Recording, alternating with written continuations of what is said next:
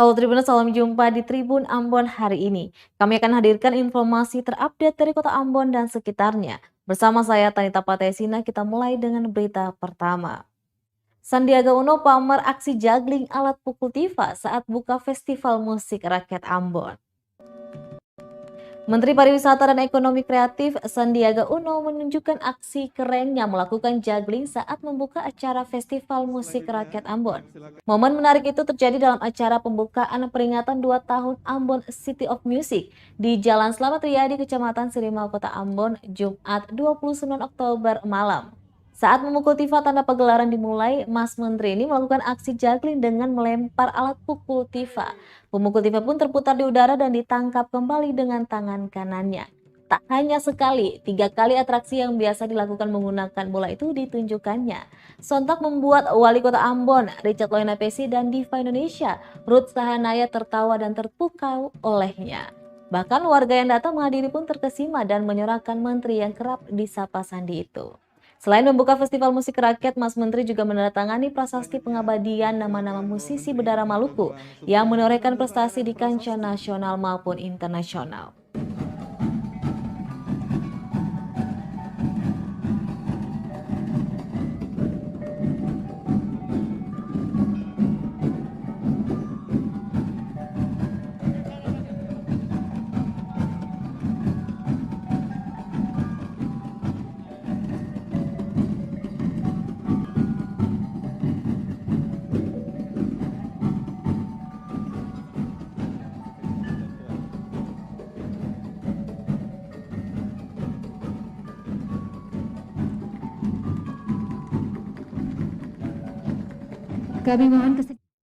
Sandiaga Uno minta pelaku usaha di Ambon manfaatkan digitalisasi. Menteri Pariwisata dan Ekonomi Kreatif Sandiaga Uno menekankan bagi pelaku ekonomi kreatif yang bergerak di sektor kuliner agar go digital. Menurutnya digitalisasi di era saat ini sebuah keharusan untuk memperluas pemasaran produk. Dia menjelaskan pentingnya digitalisasi produk bagi para pelaku usaha untuk beradaptasi dengan tren di era pandemi seperti ini. Pasalnya wabah COVID-19 yang mengguncang Indonesia telah mengubah arah bisnis yang sebelumnya hanya dengan tatap muka. Dia meminta agar para pelaku usaha bisa menjual produknya di aplikasi digital seperti marketplace lokal. Selain itu, branding dan kemasan menjadi sangat penting untuk bersaing dengan pelaku usaha yang sudah lebih besar. Pria yang pernah masuk daftar orang terkaya di Indonesia itu pun meminta agar pemerintah Kota Ambon mempercepat realisasi rumah kemasan, agar para pelaku usaha tak perlu lagi memesan kemasan dari Pulau Jawa yang tentunya memakan waktu lama dan biaya lebih besar. Dia juga menegaskan agar Dinas Pariwisata Provinsi Maluku bisa membantu para pelaku UMKM untuk mengembangkan produknya.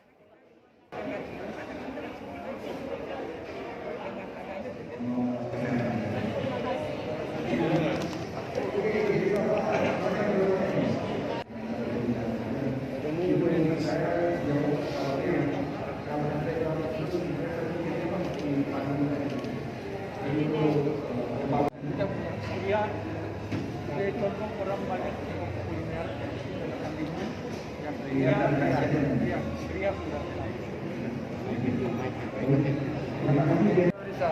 kecewa atau kecewa sekali tidak melakukan ini namanya bentuk isu koordinasi kalau di Gerindra. Uji coba pembayaran tarif non-tunai 5 angkot di Ambon telah terpasang QR Code. 5 kendaraan angkutan kota di Kota Ambon telah terpasang QR Code guna uji coba pembayaran tarif non-tunai pada transportasi umum. Kepala Dinas Perhubungan Kota Ambon, Robi Sapulete, mengatakan 5 angkot itu berada di trayek Ahuru dan Poka. Pemasangan barcode itu juga telah berdasar pada nota kesepahaman antara pemerintah Kota Ambon dengan Bank Mandiri pada Jumat 29 Oktober kemarin. Sapulete menjelaskan langkah pembayaran berbasis Android ini cukup mudah. Penumpang hanya memindai barcode yang telah terpasang dan proses pembayaran pun sesuai dengan tarif trayek. Setelah itu tinggal menunjukkan bukti kepada sopir. Sapulete mengingatkan pembayaran secara digital ini tak diwajibkan bagi masyarakat maupun sopir. Namun pemerintah mulai membiasakan masyarakat untuk membayar secara digital.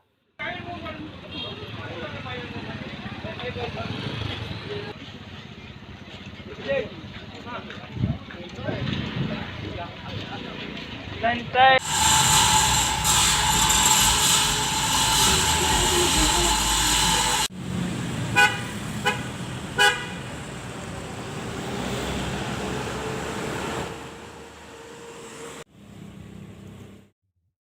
Berita selanjutnya, Tribuners, pengurus baru IPSI Kota Ambon resmi dilantik. Ikatan Pencaksilat IPSI Kota Ambon telah memiliki kepengurusan baru seusai dilantik. Pelantikan digelar di Gedung Aula Negeri Batu Merah, Sirimau, Kota Ambon, Jumat 29 Oktober sore hari. Para pengurus IPSI Kota Ambon masa bakti 2021-2025 itu dilantik oleh Ketua IPSI Provinsi Maluku Jalaluddin Salampesi. Dalam sambutannya, Salampesi mengatakan dengan dilantiknya pengurus IPSI Kota Ambon dapat menjadi suatu momentum kebangkitan pencaksilat di Kota Ambon. Ia melanjutkan pencaksilat di Kota Ambon tidak boleh tidur dan harus terus meningkatkan prestasi dari waktu ke waktu. Sementara itu, Hendra Abu Bakar selaku ketua terpilih akan memimpin IPSI Kota Ambon dengan menargetkan atlet pencaksilat harus tampil pada ajang Pekan Olahraga Nasional PON 2024 mendatang. Di tempat yang sama, Ketua Komite Olahraga Nasional Indonesia Kota Ambon, Agela Tuheru, dalam sambutannya mengatakan IPSI Kota Ambon telah terbangun dari tidurnya dengan menggelar pelantikan pengurus di tengah pandemi COVID-19.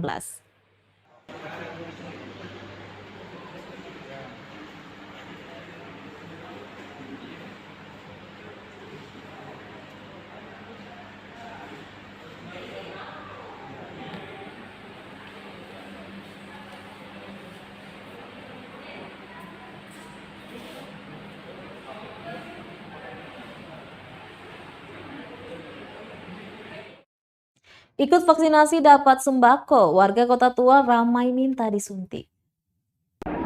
Banyak cara yang dapat dilakukan untuk mengajak warga ikut vaksinasi COVID-19. Seperti di Kota Tual, warga yang mau disuntik vaksin langsung dapat paket sembako. Terbukti sejak dibuka di Balai Kota Tual Sabtu 30 Oktober pagi hari sudah sebanyak 562 warga yang divaksin. Kasih Intel Kejaksaan Negeri Kota Tual M. Rumiaan mengatakan meski target vaksinasi 1.000 peserta, namun capaian vaksinasi hari ini dinilai cukup baik. Dia menjelaskan vaksinasi kali ini adalah tahap 1 dan 2 dengan menggunakan vaksin jenis Sinovac. Kegiatan vaksinasi tidak hanya di Kota Tual namun juga di Kabupaten Maluku Tenggara. Vaksinasi serempak di dua daerah itu diinisiatif oleh Kejaksaan Tinggi Maluku dan Badan Intelijen Nasional Daerah Maluku yang bekerjasama dengan pemerintah daerah. Hadir memantau jalannya vaksinasi Kejati Maluku, Undang Mugopala, dan Kepala Binda Maluku Brigjen TNI Jimmy Aritona. Laki-laki betelin lah dia periksa. Iya.